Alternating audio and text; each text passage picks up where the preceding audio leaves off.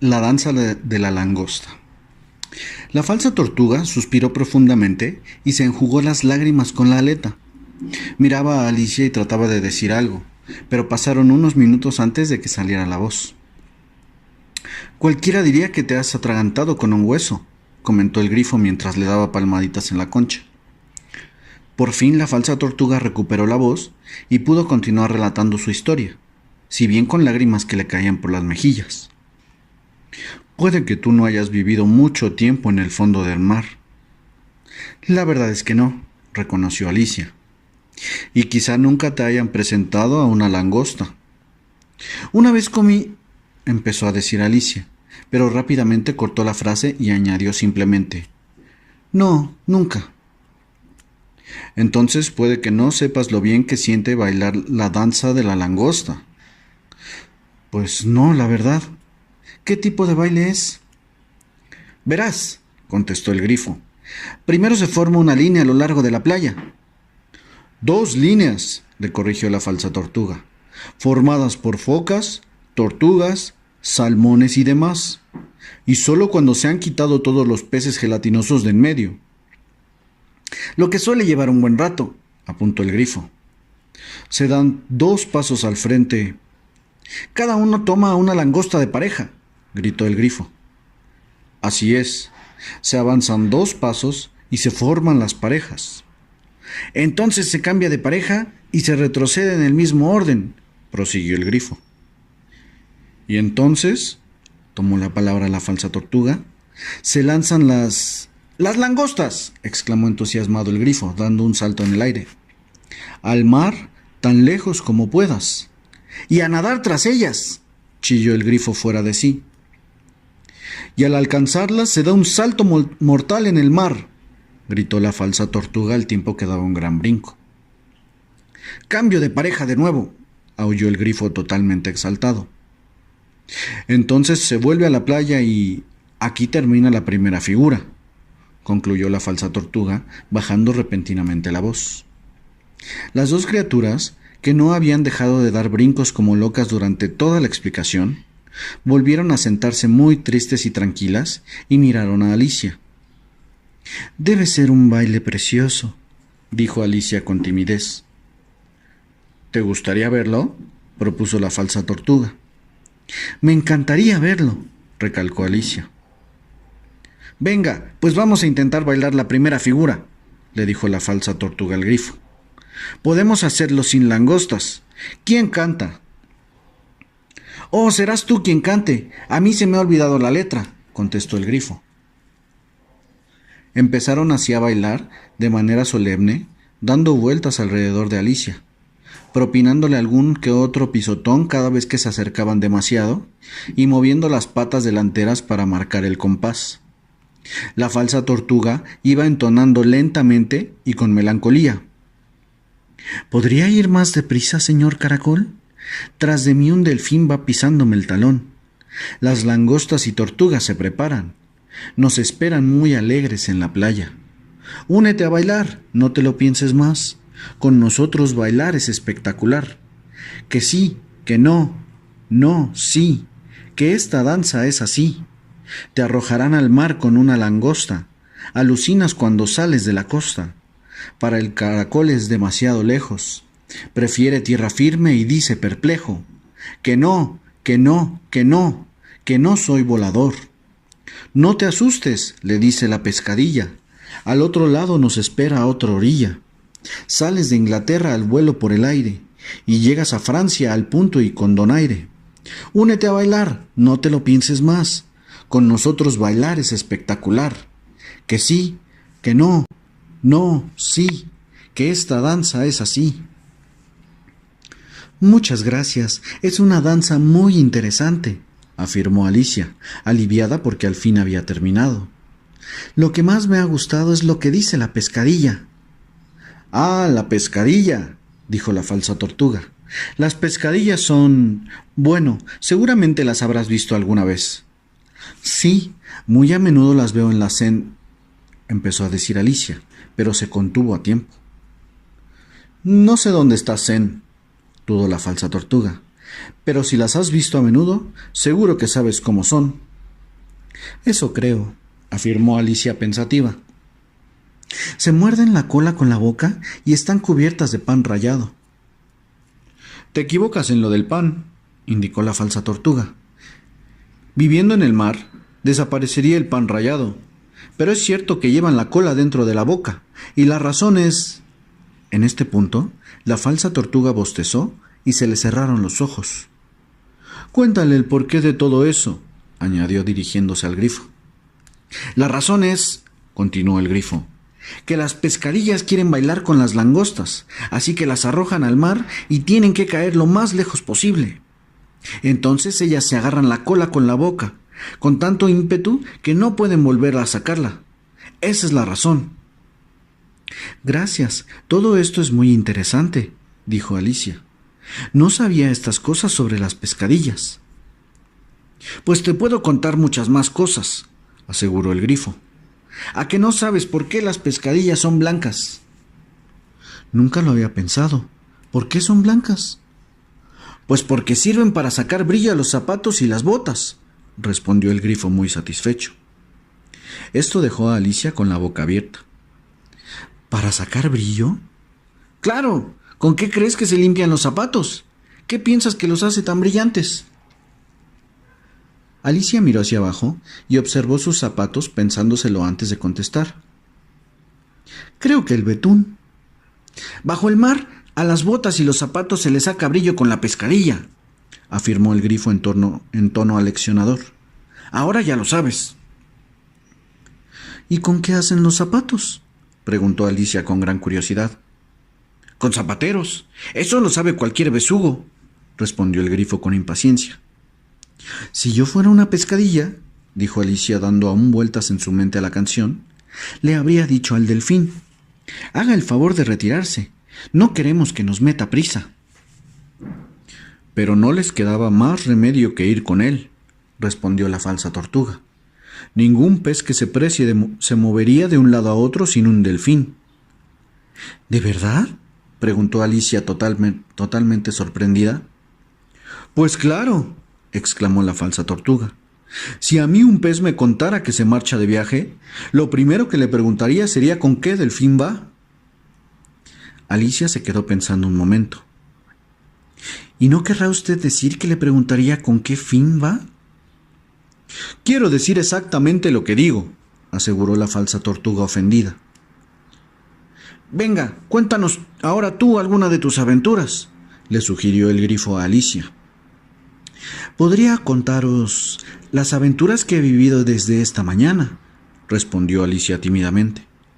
No tendría sentido retroceder más en el tiempo, porque ayer yo era otra persona. Explícanos eso, le pidió la falsa tortuga. No, empieza por las aventuras, reclamó el grifo.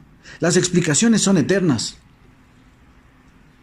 Así pues, Alicia empezó a contar sus aventuras a partir del momento en que había visto al conejo blanco por primera vez. Al principio se puso un poco nerviosa, porque las dos criaturas se le acercaron una por cada lado con los ojos y la boca muy abiertos, pero fue ganando seguridad a medida que avanzaba la narración. Sus oyentes la escucharon en completo silencio hasta que les contó el momento en que le había recitado a la oruga el poema del viejo y el texto tan distinto que le había salido. En ese momento la falsa tortuga suspiró profundamente y dijo: «Eso resulta muy curioso». «De hecho, no puede ser más curioso», añadió el grifo. «Te salió un poema tan diferente», comentó pensativa la tortuga, «que me gustaría que nos recitases algo». Y se volvió hacia el grifo, suplicante como si éste tuviera algún tipo de autoridad sobre Alicia. «Ponte en pie», le dijo el grifo a Alicia, «y recita el poema del Aragán». «Estas criaturas no dejan de darme órdenes y de hacerme repetir la lección», se quejó Alicia en voz baja. «Es como si estuviera en la escuela». Sin embargo, se levantó y empezó a recitar el poema. Pero su cabeza seguía dando vueltas a la danza de las langostas, así que no sabía muy bien lo que decía, y lo que le salió fue muy curioso. «La langosta ha protestado, como lo hace el Aragán. Me han dejado muy tostada, me tendré que azucarar. Ella acicala su nariz, como sus párpados el pato. Se abrocha cinto y botones y se luce con descaro. Si la marea está baja, habla con mucha soltura, e incluso del tiburón hace bromas sin mesura. Pero vuelve siempre al agua y con ella el tiburón, y entonces a la langosta no le sale ni la voz. «Este es muy distinto del que yo recitaba cuando era pequeño», dijo el grifo. «Lo cierto es que yo no la había escuchado nunca», reconoció la falsa tortuga. «Pero parece bastante disparatado». Alicia se quedó en silencio. Se llevó las manos a la cara y se sentó preguntándose si las cosas volverían a suceder de forma natural. «Me gustaría que nos lo explicaras», pidió la falsa tortuga. «No puedo explicarlo», resolvió apresuradamente el grifo. «Continúa con la siguiente estrofa». «Pero», insistió la tortuga, «explícanos al menos por qué se acicalaba la nariz». «Era imprescindible para empezar el baile», aclaró Alicia, pero en verdad no comprendía nada de lo que estaba sucediendo y deseaba cambiar de tema. «Continúa con la siguiente estrofa», repitió impaciente el grifo. «Empieza por «al pasar por su jardín». Alicia no se atrevió a desobedecer, aunque estaba segura de que iba a recitarlo mal, y prosiguió con voz temblorosa. «Al pasar por su jardín, vi la situación muy clara. La pantera con el búho se repartía la tarta. Del hojaldre y el relleno se adueñó la pantera, pero el búho únicamente se quedó con la bandeja. Cuando ella hubo terminado de comerse hasta las migas, al búho le concedió llevarse la cucharilla, y mientras tanto la pantera, con cuchillo y tenedor, consumaba aquel reparto por la...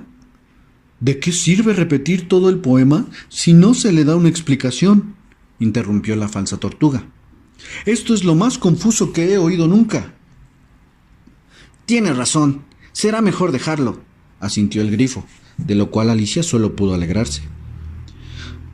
Podemos hacer otra figura de la danza de la langosta», propuso. «¿O prefieres que la falsa tortuga te cante otra canción?» «Oh sí, otra canción, por favor, si fuese tan amable, falsa tortuga», exclamó Alicia, tan espontáneamente que el grifo se sintió ofendido. «Vaya, está claro que sobre gustos no hay nada escrito», murmuró un poco dolido. «¿Por qué no le cantas sopa de tortuga, amiga mía?» La falsa tortuga tomó una amplia bocanada de aire y empezó a cantar con una voz ahogada por los sollozos. «¡Qué sopa tan rica! Es muy verde y sabrosa, y espera calientita, la sopa de la noche a mí me resucita. ¡Qué sopa sopera! ¡Qué gusto! ¡Qué buena! Ningún otro alimento me da esta satisfacción. ¡Qué sopa! ¡Qué momento! Mi cuchara obedece por siempre a este portento. ¡Qué sopa sopera! ¡Qué hermosa! ¡Qué bella!». «Canta el estribillo otra vez», pidió el grifo, y la falsa tortuga comenzó a repetirlo una vez más, pero de pronto se oyó a lo lejos un grito que decía: «¡Da comienzo el juicio!».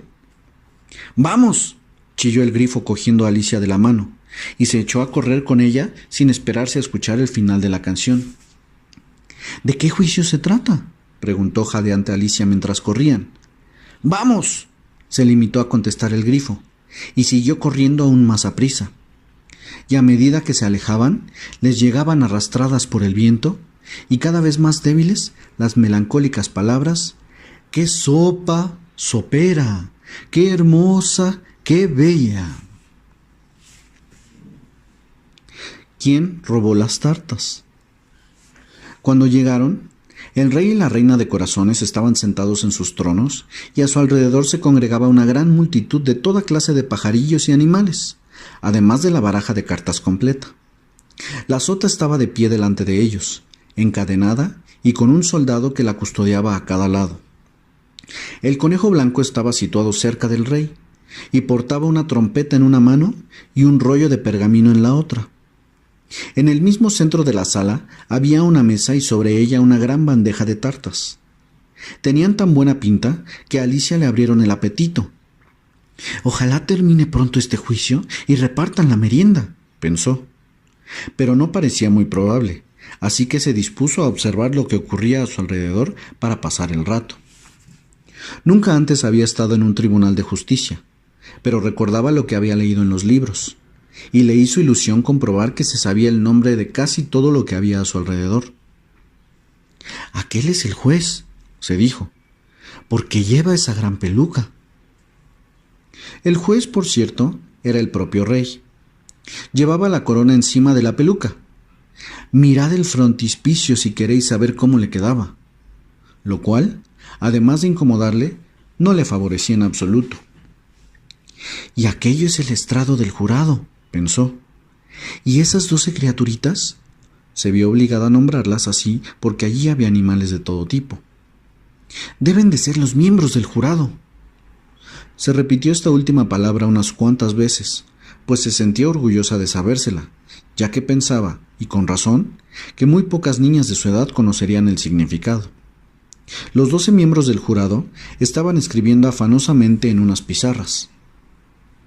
«¿Qué es lo que están haciendo?», le susurró Alicia al grifo. «Se supone que no tienen nada que apuntar hasta que no empiece el juicio». «Están anotando sus nombres, para asegurarse de que no se les olvida antes de que termine el juicio», le contestó el grifo también susurrante.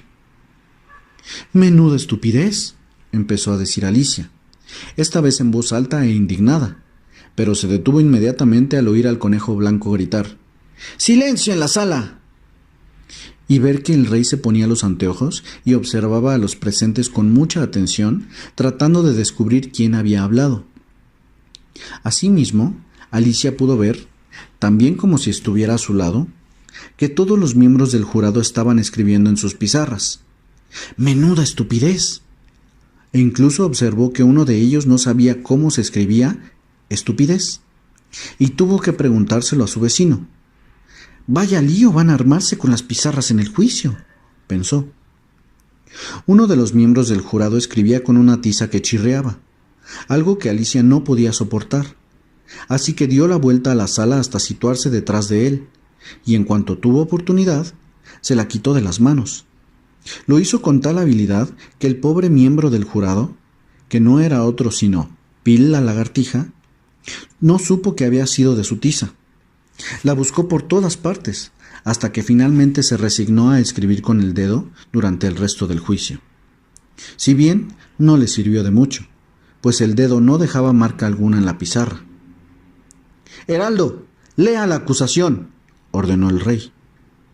Al momento, el conejo blanco dio 3 toques de trompeta y tras desenrollar el pergamino, leyó lo siguiente: «La reina de corazones, un día de este verano, preparó un montón de tartas y la sota echóles mano».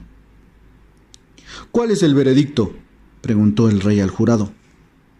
Aún no», intervino rápidamente el conejo. «Antes de eso, ha de haber un profundo debate».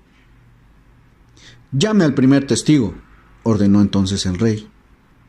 El conejo dio 3 toques de trompeta y gritó: «¡Primer testigo!».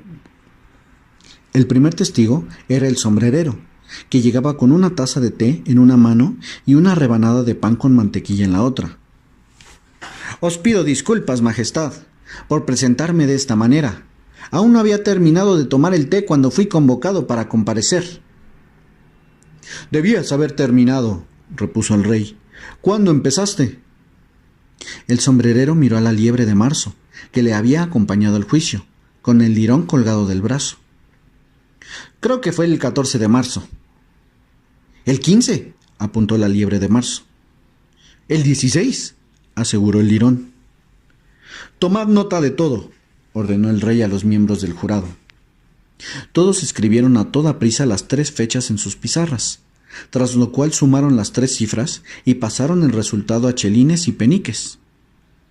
«Quítate el sombrero», dijo el rey al testigo. «No es mío, Majestad», replicó éste. «¡Lo ha robado!», exclamó el rey volviéndose hacia los miembros del jurado, que inmediatamente tomaron nota del hecho. «Los sombreros que tengo no son para vender», añadió el sombrerero como explicación. «Ninguno es mío. Soy sombrerero». Al punto la reina se colocó los anteojos y empezó a examinar severamente al sombrerero, quien palideció y echó a temblar. Presta declaración, exigió el rey, y no te pongas nervioso o habré de ejecutarte en el acto. Estas palabras no ayudaron en absoluto al testigo. No dejaba de cambiar el peso de un pie a otro, mirando con recelo a la reina. Tan nervioso estaba que confundió la taza de té con la rebanada de pan y le dio un tremendo mordisco. En aquel momento, Alicia experimentó una sensación muy extraña que la desconcertó por completo, hasta que se dio cuenta de lo que ocurría. De nuevo estaba creciendo. En un primer momento pensó en levantarse y abandonar la sala, pero decidió después permanecer donde estaba mientras quedara espacio suficiente para ella. «Haga el favor de no empujar tanto», le pidió el lirón, que estaba sentado a su lado. «Apenas puedo respirar». «No puedo evitarlo. Es que estoy creciendo», contestó Alicia afablemente. «No tienes ningún derecho a crecer aquí», protestó el lirón. «No diga tonterías», replicó Alicia con más brío. «Ha de saber que también usted está creciendo». «Sí, pero yo crezco a un ritmo razonable, no de esa forma desmedida», repuso el lirón, tras lo cual se levantó malhumorado y cruzó la sala hasta el otro extremo.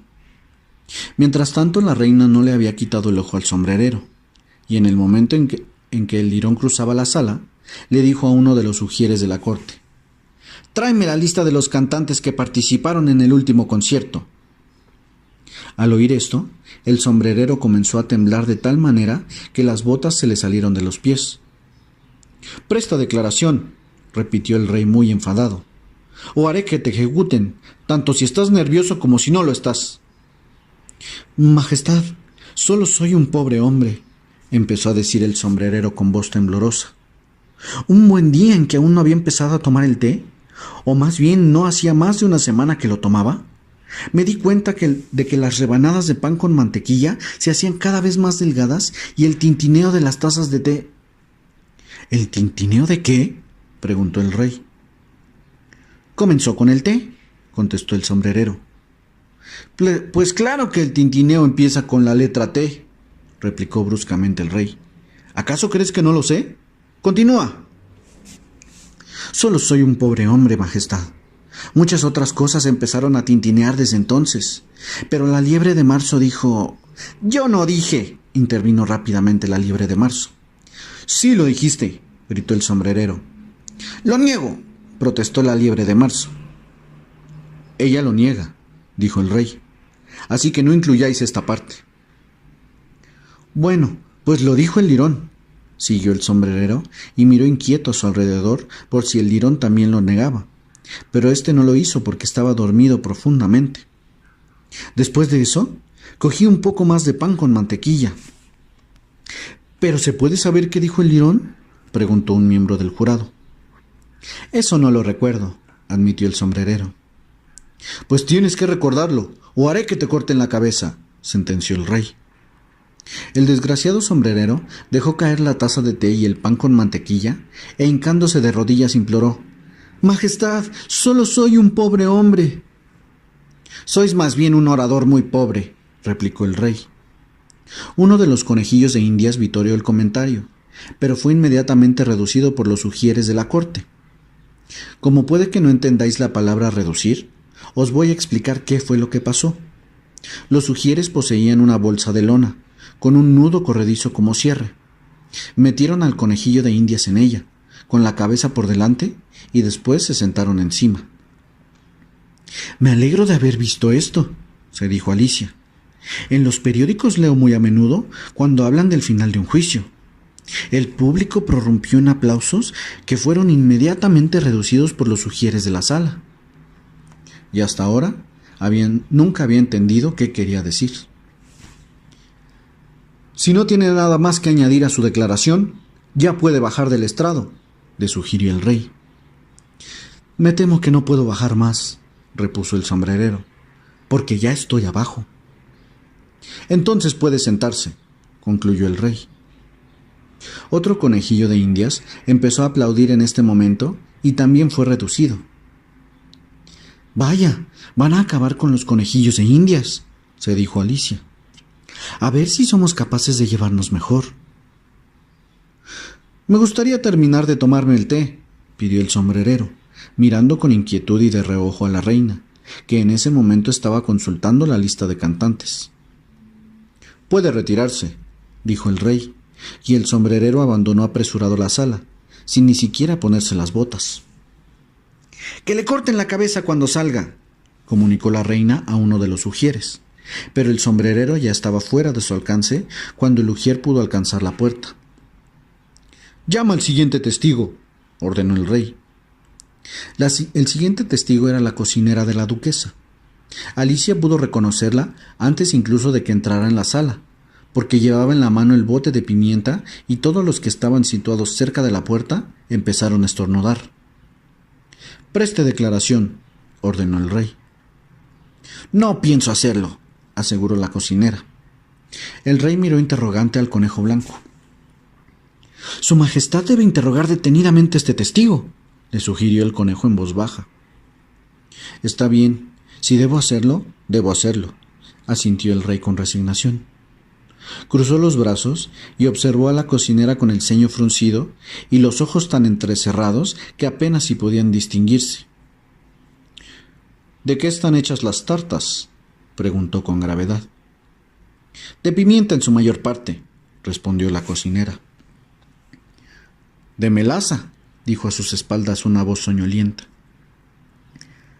«Que apresen a ese lirón», chilló la reina. «Que le corten la cabeza, que lo expulsen de la sala, que lo reduzcan, que lo pellizquen, que le corten los bigotes».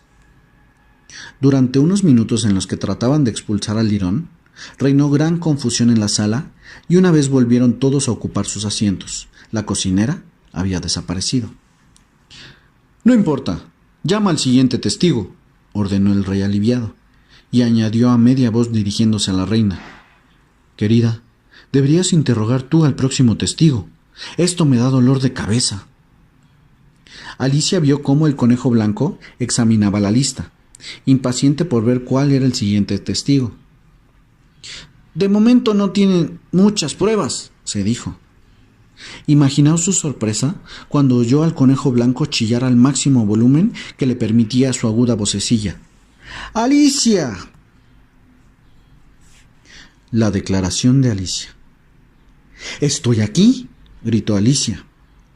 Inmersa en la emoción del momento, había olvidado lo mucho que había crecido en los últimos minutos. Se puso en pie con tal precipitación que el borde de su falda arrasó el estrado donde estaban sentados los miembros del jurado, y todos cayeron de cabeza sobre aquellos que ocupaban las filas de debajo. Quedaron así boca abajo, pataleando y agitándose, lo que a ella le recordó la pecera de peces de colores que había volcado sin querer la semana pasada. «¡Ay, les pido disculpas!», exclamó Alicia con gran consternación, y empezó a levantarlos uno a uno a toda prisa, sin poder apartar de su mente el accidente de la pecera ni la idea de que, como aquellos peces, era preciso recogerlos cuanto antes y devolverlos al estrado, o de lo contrario morirían. «El juicio no puede continuar hasta que todos los miembros del jurado hayan ocupado sus respectivos asientos», sentenció el rey con severidad. «Todos los miembros del jurado», repitió con énfasis, al tiempo que miraba fijamente a Alicia. Alicia echó un vistazo al estrado y vio que, con las prisas, había colocado a la lagartija boca abajo, y la pobre no dejaba de agitar la cola melancólicamente, incapaz de incorporarse por sí sola. Inmediatamente la ayudó a levantarse y la colocó de forma adecuada. «Aunque no creo que sirva de mucho», se dijo, «lo mismo aportará al juicio boca abajo que boca arriba». Tan pronto como el jurado se hubo recuperado del susto y hubo encontrado sus tizas y pizarras respectivas, se entregaron diligentemente al trabajo dejando constancia del accidente en sus pizarras, salvo la lagartija, que parecía muy afectada e incapaz de hacer otra cosa que no fuera mirar fijamente el techo de la sala con la boca abierta. «¿Qué sabes tú de este asunto?», le preguntó el rey a Alicia. «Nada», contestó Alicia. «¿Nada de nada?», insistió el rey. «Nada de nada». «Esto es verdaderamente relevante», dijo el rey volviéndose hacia el jurado. Todos ellos empezaron a anotar la declaración en sus pizarras, cuando intervino a toda prisa el conejo blanco. «Naturalmente lo que su majestad ha querido decir es irrelevante», afirmó con gran diplomacia, pero frunciendo el ceño al mismo tiempo y haciendo señas al rey. Irrelevante, por supuesto, eso es lo que quería decir, admitió malhumorado el rey, y continuó pronunciando estas palabras a media voz para sí mismo. Irrelevante, relevante, irrelevante, relevante, como si tratara de decidir qué palabra sonaba mejor. Parte de los miembros del jurado escribió relevante y otra parte irrelevante. Alicia estaba lo suficientemente cerca como para leer sus pizarras, así que pudo verlo. ¿Qué más da?, pensó. En aquel momento, el rey, que había estado ocupado unos instantes escribiendo algo en su libreta, gritó ¡Silencio! Y continuó leyendo lo que acababa de anotar. Artículo 42. Toda persona que mida más de 1,5 kilómetros de altura deberá abandonar la sala. Todas las miradas se fijaron en Alicia. Yo no mido 1,5 kilómetros, protestó. Me temo que sí, dijo el rey. Mides casi 2 kilómetros, añadió la reina. Bueno, de todos modos, no pienso marcharme, aseguró Alicia. Además, esa regla no es oficial, porque acaba de inventársela usted. Es el artículo más viejo de todo el reglamento, afirmó el rey. Si fuera el más antiguo, sería el número 1, objetó Alicia. El rey se quedó pálido ante esta observación y cerró a toda prisa su libreta. Concluyan su veredicto, ordenó al jurado con voz débil y temblorosa. Con la venia de su majestad, aún faltan muchas pruebas por presentar en el juicio, dijo el conejo blanco, poniéndose apresuradamente de pie de un brinco. Acaba de ser interceptada esta carta. ¿Qué es lo que dice?, preguntó la reina. Todavía no la he abierto, repuso el conejo blanco, pero parece ser una carta escrita por la prisionera a alguien. Debe ser así, advirtió el rey, a menos que esté escrita a nadie, lo que es poco frecuente. ¿Qué nombre hay escrito en el sobre?, preguntó uno de los miembros del jurado. No hay ninguno, respondió el conejo blanco. De hecho, por fuera no hay nada escrito. Y desdoblando el papel añadió, en realidad no es una carta, sino que son versos. ¿Es la letra de la acusada?, preguntó otro miembro del jurado. No, no lo es. Eso es lo más extraño, admitió el conejo blanco. Todos los miembros del jurado estaban desconcertados. Puede que haya imitado la letra de otra persona, apuntó el rey.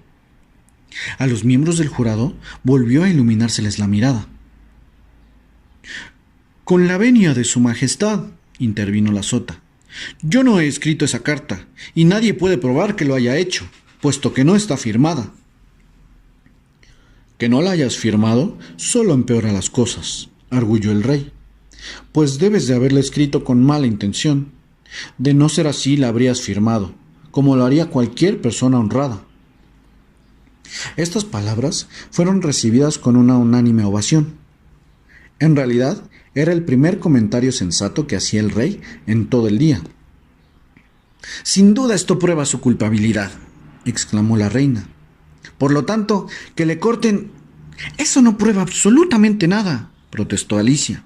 Si ni siquiera sabéis lo que dicen los versos. Lee los versos, ordenó el rey al conejo blanco. El conejo blanco se puso sus anteojos. ¿Por dónde he de empezar a leer? ¿Con la venia de su majestad?, preguntó. Empieza por el principio, dijo el rey muy seriamente, y continúa hasta llegar al final. Una vez allí, para. Un profundo silencio inundó la sala mientras el conejo blanco leía los siguientes versos. Me han dicho que fuiste a verla y que le hablaste a él de mí. Valoró mi buen carácter, mas yo a nadar no aprendí. Él juró que yo no era, y sabemos que es así. Pero si ella insistiera, ¿qué podría pasarte a ti? Le di 1, ellos a él 2. Tú nos diste más de 3. Aunque primero eran mías, te fueron devueltas por él. Si nos viéramos ella o yo, metidas en el asunto, él confía en que nos libres, ya que libres fuimos juntos.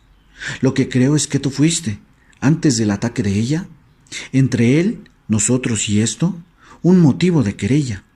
No permitas que él se entere, los apreciaba a ellos más. Por siempre como un secreto, entre nosotros quedará. Esa es la prueba más concluyente que hemos escuchado hasta ahora, reconoció el rey frotándose las manos. Así pues, permitamos que el jurado proceda a...